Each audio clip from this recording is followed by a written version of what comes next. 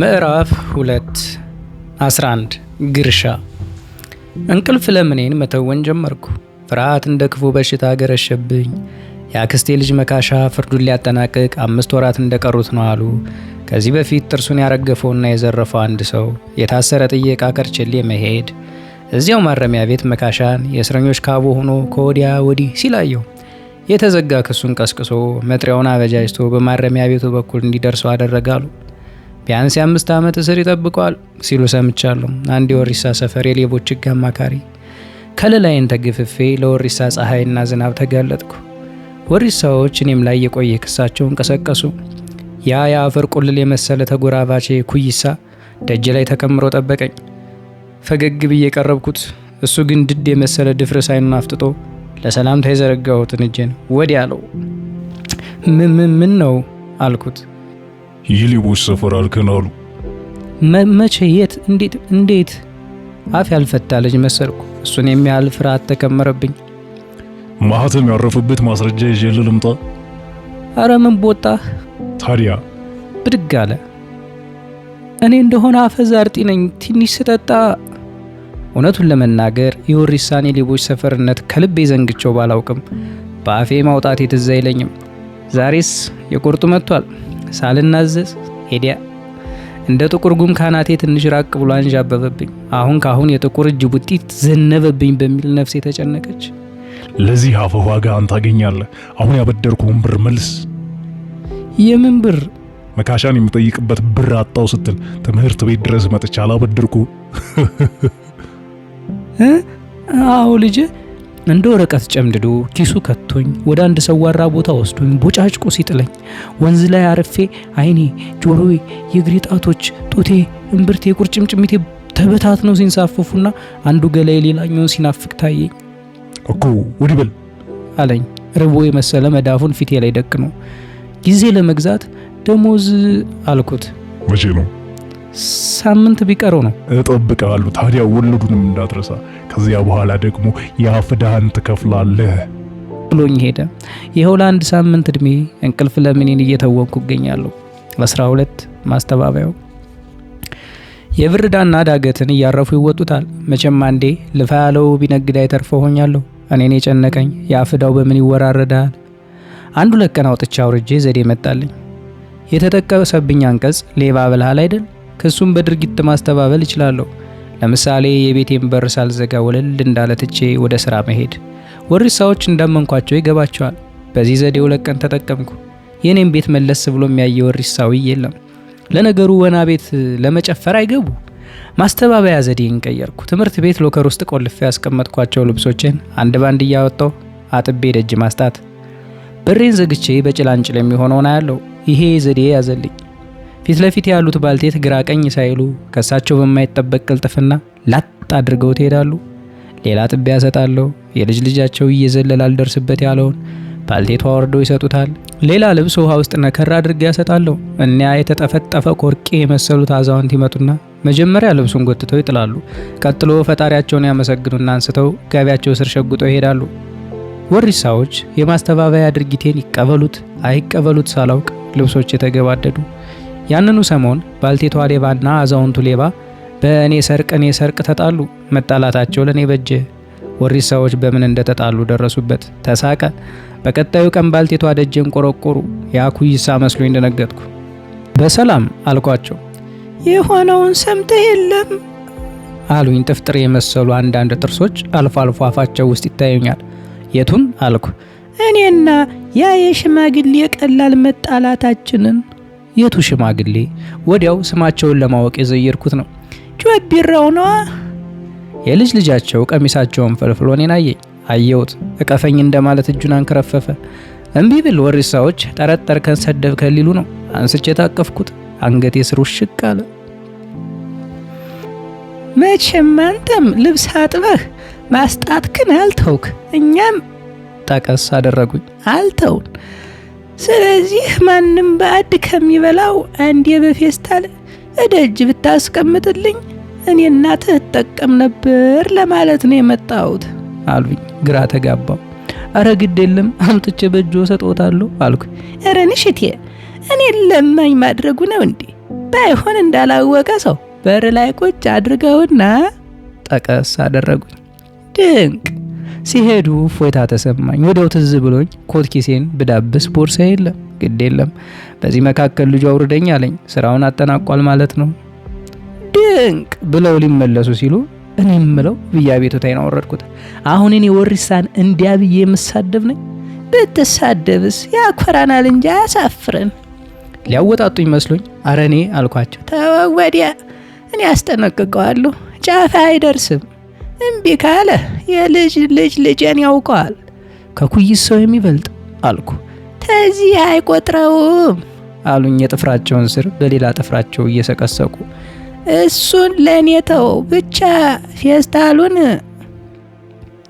13 ማስተካከያ ልብሱን በፌስታል አድርጌ አምጥቻለሁ። ግን እንዳሉኝ በር ላይ እንዳስቀመጥኩ ከናባ ሞጭልፊዎች አንዱ ካይን በፈጠነ ቅልጣፌ ላጥብ ያደርገውስ ባልቴቷ ቃል የገቡልኝን የኩይሳን ነገር ሊያጥፉት አይደል? አረ እንዲያውም በተቃራኒው ጠላት የሆነው ኩይሳውን በለው ብላው እያሉ ሊገፋፉት ይችላሉ። ምን ባድረግ ይሻለኛል? በዚህ መካከል ደጃፌ ተቆረቆረ። ባልቴቷ የመጡ መስሎኝ ደስ አለኝ። የመጣው ሰው በበሩ ሳንቃ ስንጥቅ ውስጥ ጽላሎት ይታየኛል።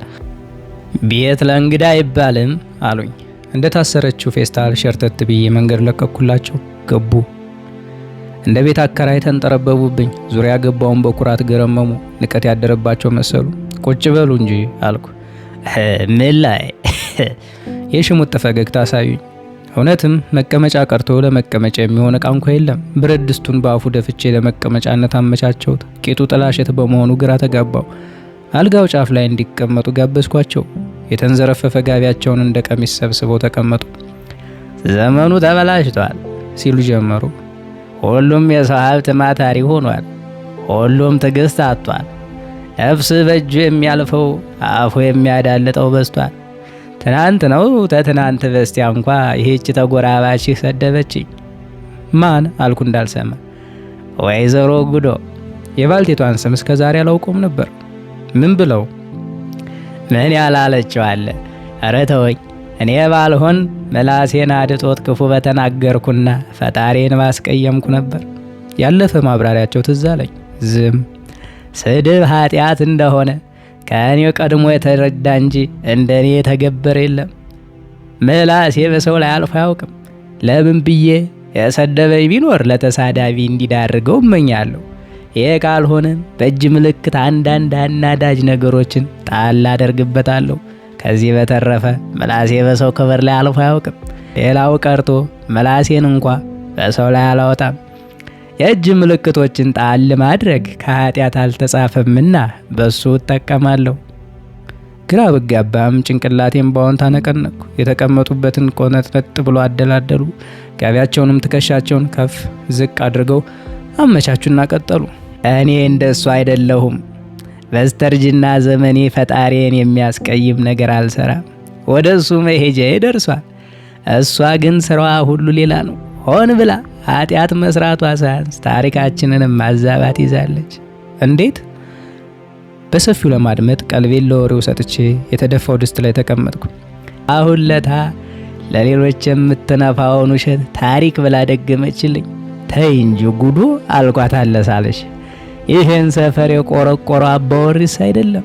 በፊት አባ ቀማው በኋላ አባ ንጠቀው የተባለው የአጤ ምኒልክ ዘመነኛ ነው።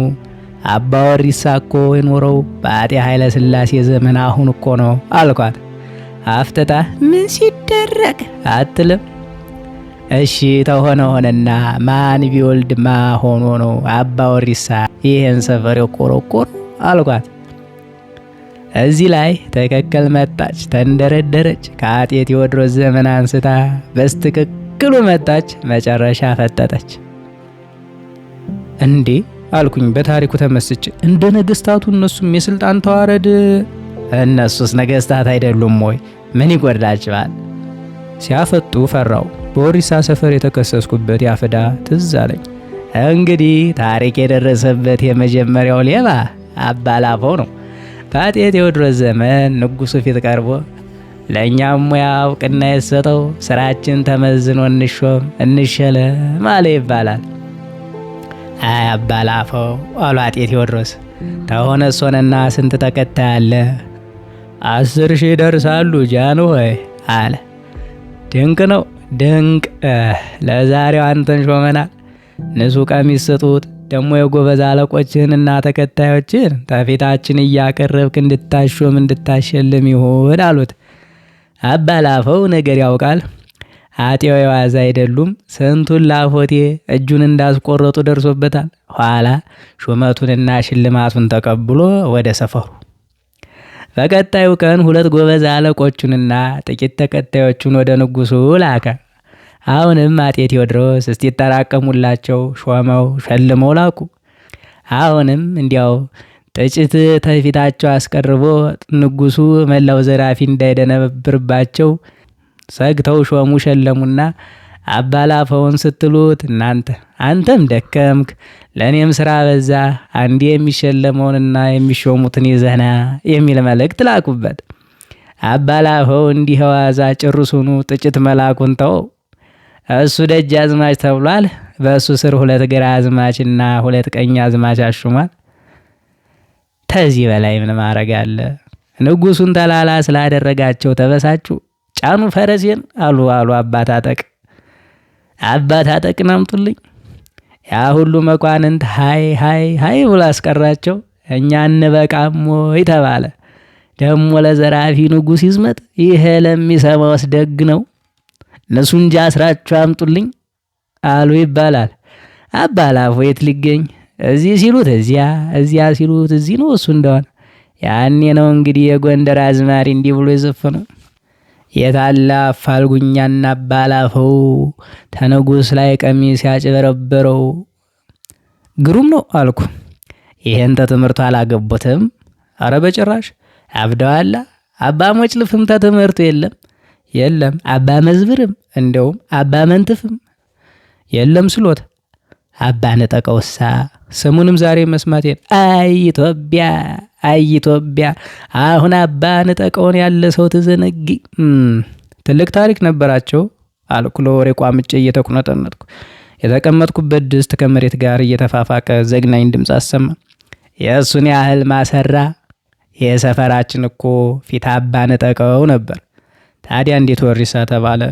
አጤ ኃይለ ሥላሴ ናቸው አሉ በንጉስ ሀገር አባ ነጠቀው ትሉ በሉ ቀይሩ አሉ። ያኔ የነበረው አባ ወሪሳ ነበር፣ እሱ ቀየረው። ትርጉሙ ግን አንድ ነው። ንጉሱ ተላላ ናቸውና ትእዛዝ የተፈጸመ መስሏቸው ደስ ተሰኙ አሉ። ግሩም ነው አልኩ፣ ጨዋታቸው እንዳይቋረጥብኝ ለማበረታታት ያልኩት ነው። ይልቅ አባ ነጠቀውን አንድ ታሪክ ላጫውትህ። እሺ ተቁነጠነጥኩ። ያዘግናኝ የድስት ድምፅ ተከተለ። አባ ነጠቀው በአጤ ምኒልክ ገፈርሳ ላይ አልተያዘም? አዎ። ይሄ ትምህርቱ ገብቷል እንዴ? አይ ወይዘሮ ጉዶ ነግረውኛል። ብቻ አባ ወሪሳ ነው ያሉኝ። እሷን ታት ዘባራቂ ብለው አፋቸውን ስላዳለጠው አማተቡና ቀጠሉ። አባ ነጠቀው ይህች ቦታ ለማረፊያ ተሰጥታው ቁጭ እንዳለ አጤ ምኒልክ አንድ አይና ቁረኛ መደቡበት ይባላል። ያ አይነ ቁራኛ እዚሁ እየኖረ አባ ነጠቀው ስርስር ይላል። ሲወጣ መውጣት፣ ሲገባ መግባት። ኧረ ተወኝ ቢሉት ወዴት አላላውስ አለው። በኋላ አንድ ቀን ስለ ዛር ወሬ ያወራው፣ ስለ ውቃቢ ደገሙ። አንዳንዱ ውቃቢ ምሱ ዝርፊያ ነው፣ ምሱን ካጣ መላውን ሰው ይፈጃል አለው። ሊፈራ ነው። ጭራሽ እያንገራበበ ሳቀ። ተው ኋላ አይሆንም፣ ተውቃቢ ትጣላላችሁ፣ ያሳብድሃል፣ ጨርቅህን ጥለህ ትበራለህ አለው። ሌባ ውቃቢ ባገኝ እሱንም እፈድደዋለሁ አይልም፣ ተጉለቴ ነው። እቀፈድደዋለሁ ማለቱ ነው። ኋላ ልናይ አለ አባ ነጠቀው። ተጎን ታገኘዋለህ። ቀን ላይ አባ ነጠቀው ረጅም አጣና አምጡልኝ ብሎ አዘዘ። አጣናውን ሰንጥቆ አቀጥንና ጫፉ ላይ ካጣናው ለአመል ስፋት ያላት ቆርቆሮ መታበት። ተጉለት የሁለት ዳሪ ሲወጣ አጣናውን ይዞ ተከተለው። እስቲ ቀመጥ ከበስተኋላው አድፍጦ ጠበቀ።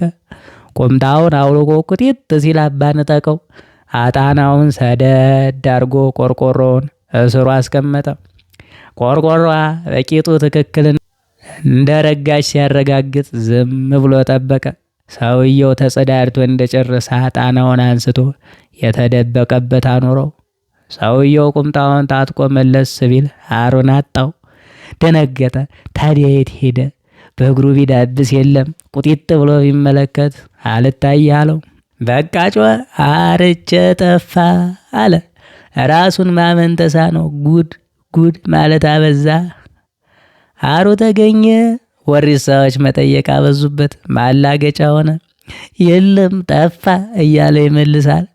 ከሩሁ እንዳልሆነ አባ ነጠቀው ገብቶታል። እውነትም ወርም ሳይደፍን ጨርቁን ጥሎ አበደ። በዚህም ለአባ ነጠቀው ተዘፈነ። የአባ መንትፈው ልጅ አባ ነጠቀው ጠላቱን አር ዘርቆ የሚያሳብደው። ሁለታችንም ተያይዘን ሳቅን። እንግዲህ የመጣ አጫውትሃለሁ ብለው ለመሄድ ተነሱ። እኔም ለመሰናበት ተነሳው። የተቀመጥኩበትን ድስት ገርመም አድርገው ተጠላሸቱ ነው የተቀመጥክ አሉኝ። አየኔ ነገር ተው አንተ ልጅ ተቀልበሁ ብለው ጨርቅ አምጣ ላራግፍልህ አሉኝ። እኔ አራግፈዋለሁ። ጠላሸት ሲራገፍ ዘዴ ያለው ይልቅ ዙር ብለው ደረቴን ደገፍ አድርገው አራገፉልኝ። በል ደህና ደር እንዲሁ ሲመቸኝ እየመጣሁ አጫውትሃለሁ ብለው ወጥተው ሄዱ። የነገሩኝ ታሪክ አዝናንቶኛል። አሁን እኔ ምኔ ነው የአማርኛ አስተማሪ? ለዛቸው፣ እውቀታቸው፣ ማስታወሳቸው አንዳች ነገር አይኔን ቀለለው። ከቀልቤ ሆኜ ስቃኝ በፌስታል ያሰርኩት ልብስ የለም። ክው ብዬ ቀረው። የደነገጠችው ልቤ ስትፈራገጥ ቦርሳዬን አስታወሰኝ። እጄን ስሰድ የለም። ለኩይሳ ለመስጠት ያዘጋጀሁት ብር እዚያ ውስጥ ነበር። በተስፋ መቁረጥ መሬት ቁጭ አልኩ። 14 አንድ ለናቱ ዕዳና ገል ተሸራርፎ ያልቃል ይባላል። ታዲያ የገንዘብ ዕዳ እንጂ የአፍ ዕዳ አይደለም ተሸራርፎ የሚያልቀው። በገንዘብ ወይም በንብረት ለመጣ ጥቂት በስጨት ከማለት ውጪ ይሁነኝ ብዬ ስናደድ የሙል ሰው አይደለሁም። የትናንቱ ያዘውንቱ ድርጊት ግን አብሮኝ አደረ። ተወኝ ብለው ሊተወኝ አልቻለም። ከሆድ ያልወጣ ብሎ ሳጉላለው ያደርኩት የፌስታሉ ጉዳይ ነበር። አሮጊቷ ይህንን ሲሰሙ ከኩይሳው ጋር አወሻክተው ያጋድሉኛል። ተስፋ መቁረጥ ተጫነኝ። ወደ ስራ ሊሄድ ራስጌ ያኖርኩትን ሱሪ ባየው ቂጡ እንደጠለሸ ነው። ቅያሬ የለኝ። የግዴን ከስራ ልቀር ነው። ለከሰዓቱ ክፍለ ጊዜ እንዲደርስልኝ አለቅልቄ ያሰጠሁት። ቂል አይደለው ውጭማ ሰጠው። እዚያው ቤቴ ውስጥ አልጋዬ ግርጌ ላይ ያሰጠሁት። ያ ካይን የፈጠነ ከምናምን የቀጠነ ጎረቤቴ ትውስ ስላለኝ ሱሪን በቁራኛ መጠባበቅ ያዝኩ። እዚያው አልጋ ላይ ቁጭ ብዬ አይኔን ሳላረግብ እጠብቃለሁ። በመሃሉ ሱሪው ከመድረቁ በፊት ያፈጠጥኩበት አይኔ ደረቀ። ጨፈን አድርጌ ያረጣጠብኩና ለማፍጠጥ ስዘጋጅ ማፍጠጫዬን አጣሁት። አላመንኩም። አይኔን አሸት አድርጌ በድጋሚ ብመለከት የተለወጠ ነገር የለም። እርጡብ ሱሬ፣ አንድ ሱሬ፣ መከራዬ። ራሴን ተጠራጠርኩ። ራሴ ከኔው ላይ ካልሰረቀ በቀር ዝር ያለ ሰው አልነበረም። ብድግ ብዬ ራሴን ወደ ውጭ አሰገኩ። ወፍ የለም። ወሪሳዎች ለስራ የሚጣደፈውን ሊያጣድፉ ተሰማርተዋል። ታዲያ አሩ እንደተሰረቀበት ተጉለቴ ማበር ከጀለኝ። ሁለተኛ ግፍ ልብሴን ይገፍ ጀርባዬን ይገርፍ አሉ። 15 ሽኮኮ ረፋዱ ላይ የማማ ጉዶ ልጃቸው መጣ። እጁን ኪሱ ከቶ እያፏጨ ነበር። በቅጡ መናገር ሳይችል ማፏጨቱ ገረመኝ። ጭንቅላቴን ብቻ ከበር አውጥቼ ጠራሁት። አቡሽ መጣ። ሱሬ ታሃል እንደ ትልቅ ሰው ታዝቦኝ ሄደ። በገዛ እጄ የአፌን ዕዳ አጠናከርኩት። ስጋት ገባኝ። ጥቂት ቆይተው ማማ ጉዶ በሬን ቆረቆሩና ቤቶች ስራ አልሄድክም እንዴ አሉኝ። ራቁቴን ስለሆንኩ እንዳይገቡ በሩን ተደግፌ ያነጋገርኳቸው። ምን ሄዳለሁ? ሱሬና ጥቤ ከቤቴ ባሰጣው እየዘፈንኩ ነው እንዴ? ራሴን ታዘብኩት። ሱሬና ጥቤ ከደጇ ባሰጣው ወዳይ ነው መሰለኝ ተራምዶ አለፈች። የቂሎች ዘፈን ነው። እኔስ ምንድነኝ? እንደ መነጫነጭ ከጀለኝና የሆነው ሁሉ ለማማ ጉዶ ነገርኳቸው። ጥቂት ብር አለህ? ልግባ ሳይሉ ያሉበት ሆኖ ጠየቁኝ። አረ የለኝም፣ እሱንም ትናንት ብዬ ዝም አልኩ። የፌስታሉ ጉድ ሊዝረከረክና ማማ ጉዶ ሊያስቆጣ ሆነ። ግድ የለም ምን ያበድርህና ሽኮኮ ገዝቶልህ ይመጣል አሉኝ። ሽኮኮ? እሱ ደግሞ ማን ነው? የተኮነነች ነፍስ ከሲኦል ያመጣልሃል። ቆይ ልጥራለህ። ስለዚህ ደላላ የሰማው ይመስለኛል። እዚያ ጫት ቤት ነው። አዎ ልክ ነው። የወሪሳ ደላላ እሱ ነው። እማማ ጉዶ እንዳሉት ጥንት ሌባ ነበር። አሁን ግን ደላላ በልጦበታል። ክፍት ቤት እንኳን ካገኘ ዘው የሚለው ለመስረቅ ሳይሆን ለመደለል ነው ይባላል። ዋጋ ያወጣል። ያለውን ዕቃ ያነሳና ይወጣል። መስረቁ አይደለም መደለሉ ነው። አዙሮ ሽጦ እቃው ወደ ጠፋበት ሰው ይሄድና ይህን ያህል ተሽጧል፣ የድለለይን ይህን ያህል ቀንሻለሁ ብሎ የሚደርሰውን ይሰጠዋል አሉ። እማማ ጉዶ ሽኮኮን አስከትለው መጡ። በበሩ ስንጥቅ አየሁት። ሽኮኮ የቆላ እንጨት ይመስላል። ሁለመናው ተንጨፍርሯል። እርጥበት አይታይበትም። አይኑ እንኳን የደረቀ ነው። ምን አስቸኮለው ይላል። ሲሸጥ የሚደርሰው ይሰጠዋል። ስለማን እንደሚያወራ ግራ ገባኝ። አስተቸዋለሁ። እንደተሸጠ አምጥቼ አፍንጫው ላይ ወረውርለታለሁ። የኔው ጉድ ነው። ሱሬን ካይኔ ስር ላፍ ያደረገኝ አይነ ደረቁ ሽኮኮ ኖሯል። ከሆነ በላይ መበሳጨት ምን ሊፈይድ? ደግነቱ ሱሪው አልተሸጠም። ከሽኮኮ ጋር ተደራድሬ የድለላውን 10 ብር ከማማ ጉዶ ተበድሬ ሰጠው። ሱሬን አንድ ለእናቱ ሱሬን ከሽኮኮ እጅ ተረከብኩ። ግን አልደረቀም። የት ላስጠው? ከላይ ላይ እስኪሰርቁኝ አጥልቄ ድረቅ በሚል ወሰንኩ። 16 እንዳረከኝ ልሁን። ለከሰዓቱ ክፍለ ጊዜ ከቤቴ ሲወጣ ሽኮኮ ሲንደረደር መጣ። ሱሪው ተስማማ አለኝ። የገዛ ሱሪ መሆኑን ተጠራጠርኩ። ቢሆንም ራሴን ባወንታ ነቀነቅኩለት። አልሰፋህም? አልጠበበህም? አሁንም ራሴን ነቀነቅኩለት። ደንበኛ እንሆናለን አለኝ። ራሴን ግራ ቀኝ አማታሁበት። የምትፈልገው ሲኖር አስታውሰኝ። እንደ አካሉ ድምጹም የተንጨፈረረ ነው። ጆሮ ይፍቃል። ቢሆንም የምፈልገው ሲጠይቀኝ አለኝታነት ተሰማኝ። እኔ የምፈልገው ከአፍዳ መላቀቅ ነው። ለዚህ ሽኮኮ ምን አቅርቦት ይኖረው ይሆን? ስፈራ ስቸር ነገርኩት። ኩይሳ ያልከኝ አንተን ጎረቤት ነው አለኝ። ራሴን ላይ ታቸው ዘወስኩለት። ታዲያ እሱማ ዝም ብለህ እንዳደረገ መሆን ነው። ምን? አዎ ዞረብኝ። ቀነገደቤ ነገ ነው። ብሩን በሞዴል ተበድሬ እንደሰጠሁት ይገድለኛል። ተናዘዝ አሰኘኝ። ለማንኛውም አፈላልጌ ልጠብቅህ። ወጥ ሱሪ አይደለ የት ያፈላልግልኛል? የመጨረሻዋ ቀን አዳሬን ላጣጥም ወደ ቤቴ እየሄድኩ ነው። ሞዴል የወሰድኩበትን ብር ይዣለሁ። ነገ በጠዋት ኩይሳው በሬን ይቆረቁራል። እከፍታለሁ። የእንጨት ገበቴ እጁን ፊቴ ላይ ይደቅናል። ብሩን አስቀምጣለሁ። የእንጨት ገበቴውን ይጨብጣል። ጣቶቹን ሲሰበስባቸው ቡጢው ጉቶ ይመስላል። እንግዲህ በዚያው ጉቶ ነው ፊቴ ላይ የሚለኝ። ሊደግመኝ የኮቴን ክሳድ ይዞ ከወደኩበት ሲያነሳኝ የለሁም። በባህላችን አስከሬን ክቡር ነው። በእርጋታ አስቀምጦኝ ካማተበ በኋላ ይሄዳል።